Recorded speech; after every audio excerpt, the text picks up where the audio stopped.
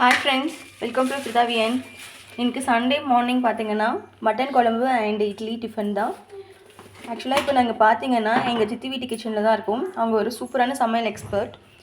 அவங்க எப்படி இப்போ மட்டன் குழம்பு வைக்கிறாங்கன்னு பார்த்துடலாமா? 1 kg மட்டன் எடுத்து வாஷ் பண்ணி வச்சுருக்கோம். மட்டன் குழம்புக்கு தேவையான பட்டை மசாலா, அரைக்கிறதுக்கு வெங்காயம் தக்காளி, வதக்கி செய்கிறதுக்கு பொடியாக நறுக்கிற வெங்காயம் தக்காளி இஞ்சி பூண்டு பேஸ்ட். குக்கரில் குழம்புக்கு தேவையான எண்ணெய், பட்டை லவங்கம், ஏலக்காய், மட்டன் நல்லா க்ளீன் பண்ணி வச்சுருக்கிற மட்டனை அப்படியே எண்ணெயில் போட்டுக்கலாம். தேவையான உப்பு, மட்டனுக்கு தேவையான உப்பு, மஞ்சள் தூள் தேவையான அளவு. இப்போ உப்பு மஞ்சள் போட்டதை நல்லா கலக்கி எடுத்துக்கலாம்.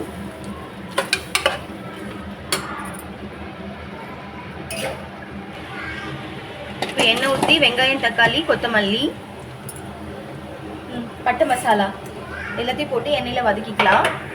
ஆக்சுவலாக மட்டன் குழம்புக்கு கொஞ்சம் புதினா போட்டால் சூப்பராக இருக்கும். இங்கே பாருங்கள், அவங்க தோட்டத்துலேயே எவ்வளோ நிறைய புதினா வளர்த்துருக்காங்க. கொஞ்சம் தேவையான அளவுக்கு ஒரு கைப்பிடிக்கு கிளிக்கிறாங்க. இந்த அளவுக்கு கிளிக்கலாம். வெங்காயம் தக்காளி போட்டு வதக்குறோம் இல்லையா, அதுலேயுமே இந்த புதினாவை சேர்த்து போட்டு வதக்கிக்கலாம். ஆக்சுவலாக இப்போ இந்த மட்டனில் ஏன் உப்பு போட்டாங்கன்னா அந்த மட்டன் அந்த குக்கர்லேயே அடி பிடிக்காமல் ஒட்டாமல் வருமா.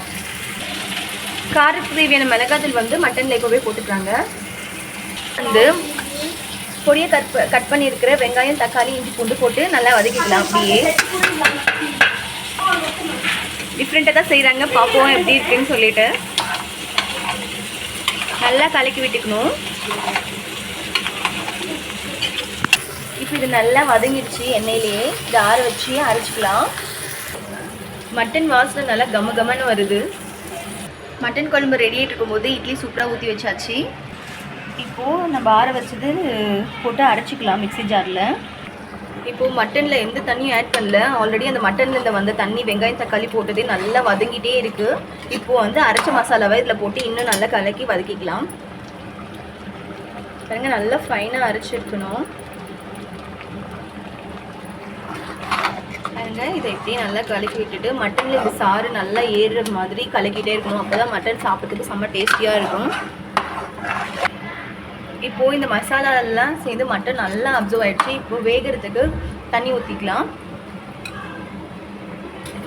மட்டன் நல்லா வேகணும் இல்லையா, ஸோ ஒரு 15 மினிட்ஸ்க்கு இந்த மட்டன் இந்த தண்ணியில் நல்லா வேகட்டும். வெயிட் பண்ணலாம். இப்போ தண்ணி ஊற்றி இது ஒரு 4 விசில் வர வரைக்கும் வெயிட் பண்ணி எடுத்துக்கலாம். இப்போ 5 விசில் வந்துருச்சு. பாருங்கள், குழம்பு சூப்பராக ரெடியாக இருக்குது. மட்டனும் நல்லா வெந்துருச்சு. இது இட்லி தோசைக்கு ரைஸ்க்கு எல்லாருக்கும் செம்மையாக இருக்கும். முக்கியமாக சப்பாத்தி அண்ட் பரோட்டாக்கும் செம்மையாக இருக்கும். ஃப்ரெண்ட்ஸ், நீங்களும் இது மாதிரி ட்ரை பண்ணி பாருங்கள். பிடிச்சிருந்தா லைக் அண்ட் சப்ஸ்கிரைப்.